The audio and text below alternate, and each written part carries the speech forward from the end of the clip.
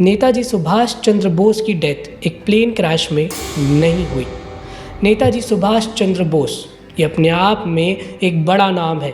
एक ऐसा इंसान जो कि एक रिवॉल्यूशनरी लीडर था, एक ऐसा लीडर जिसने इंडिया को आज़ादी दिलाई।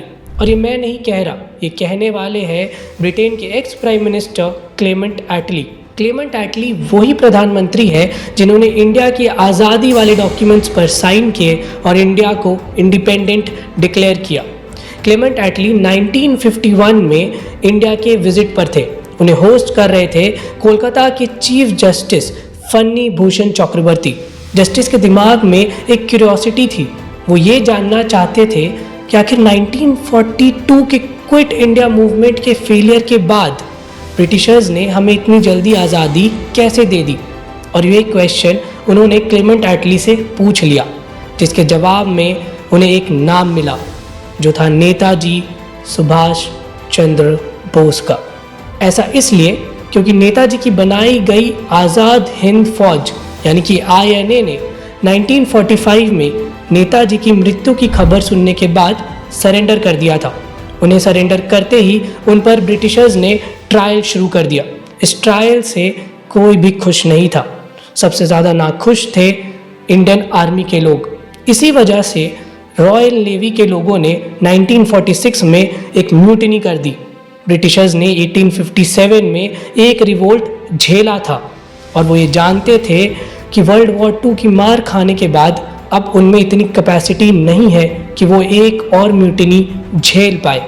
इस वजह से और इस डर से वो भाग खड़े हुए और 1947 में इंडिया को आज़ाद कर दिया। इसमें सबसे बड़ा रोल प्ले किया INA के लोगों ने, इंडियन आर्मी ने और सुभाष चंद्र बोस ने, क्योंकि उन्होंने ही आज़ाद हिंद फौज बनाई थी।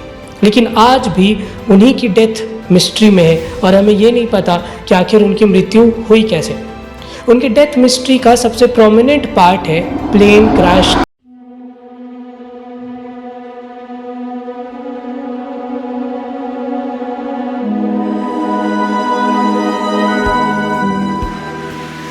प्लेन क्रैश थ्योरी ये कहती है कि सुभाष बाबू ने 18 अगस्त 1945 में ताइवान से मंचूरिया के लिए एक प्लेन ऑन बोर्ड किया।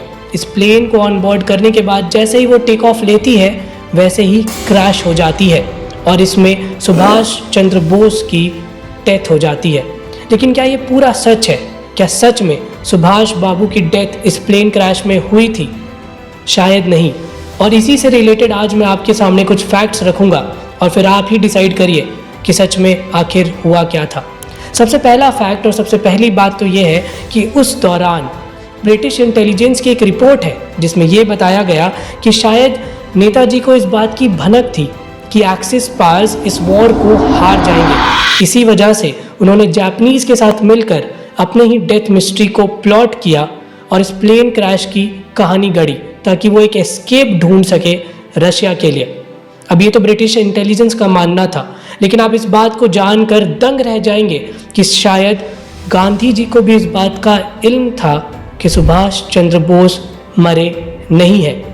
और ये बात मैं हवा में नहीं कह रहा, इस बात के बारे में मेरे पास कुछ एविडेंस है और वो ये है कि उस समय गांधी जी की सेक्रेटरी थी दादाबाई नारोजी की पोती खुर्शीदाबेन नारोजी।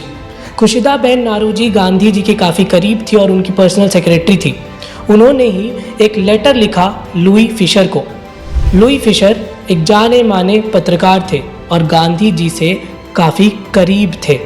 इनफैक्ट उन्हीं की किताब पर मूवी गांधी बेस्ड है, तो आप समझ सकते हैं उनकी करीबियों को।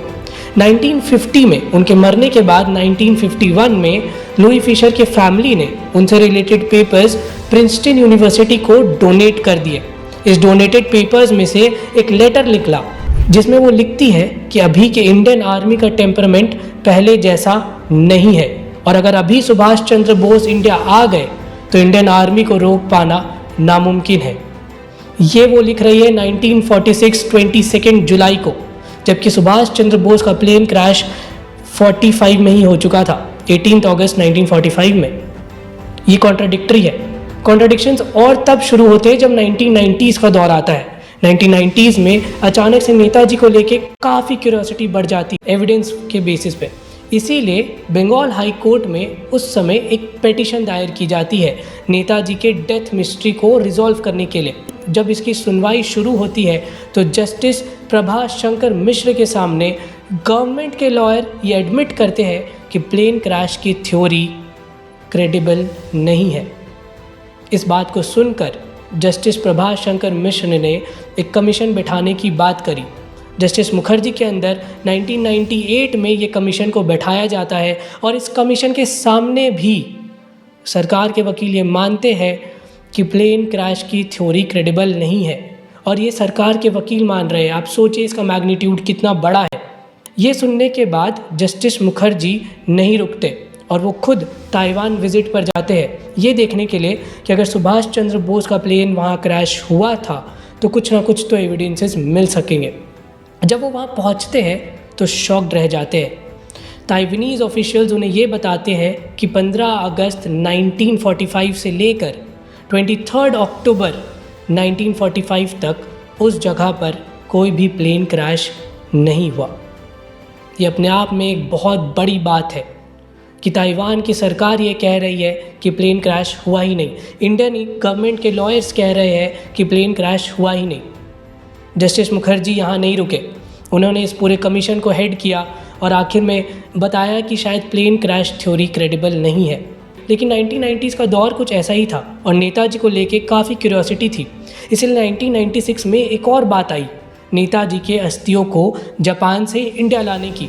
और मुलायम सिंह ने, उस समय के डिफेंस मिनिस्टर ने, बिना कुछ सोचे समझे प्रॉमिस कर दिया कि वो जापान से नेताजी के अस्थियों को लेकर आएंगे।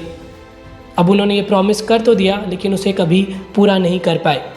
नेताजी की अस्थियाँ आज भी रिंकोजी टेम्पल में है, लेकिन क्या सच में वो नेताजी की अस्थियाँ है? इस पे मैं क्वेश्चन इसलिए उठा रहा हूँ क्योंकि एक और थ्योरी है जो ये बताती है कि जापानीज सोल्जर इचारा ओकारू की अस्थियों को नेताजी की अस्थियाँ बताई जाती है, क्योंकि ये वही सोल्जर है जिसकी मौत सेम डे पर हुई थी जिस दिन नेताजी की डेथ या फिर नेताजी के प्लेन क्रैश को बताया जाता है। तो क्या सच में ये सब एक फसाड है? क्या सच में ये सब एक झूठ है और प्लेन क्रैश की थ्योरी नकली है? क्या सच में ऐसा है या नहीं? क्या सच में नेताजी ने अपनी ही डेथ को प्लॉट किया था? इसके बारे में हम जानेंगे हमारे अगले एपिसोड में, जिसमें मैं आपको बताऊंगा गुमनामी बाबा के बारे में। एक ऐसा बाबा जो अयोध्या में पाया गया, एक ऐसा बाबा जो जियोपॉलिटिक्स के बारे में जानता था, जो सुभाष चंद्र बोस की तरह दिखता था, बोलता था, पढ़ता और लिखता था, जिसके आसपास के लोगों को ये लगता था कि शायद वो ही सुभाष चंद्र बोस है, और शायद थे भी। इसके बारे में हम बात करेंगे हमारे अगले एपिसोड में। तो मिलते हैं अनएक्सप्लोर्ड के अगले एपिसोड में। अगर आपको ये एपिसोड पसंद आया हो तो हमें ज़रूर सब्सक्राइब करें। हमारा ये नया चैनल है, हमें आपकी सपोर्ट की ज़रूरत है। Please subscribe. मिलते हैं अगले एपिसोड में। जय हिंद।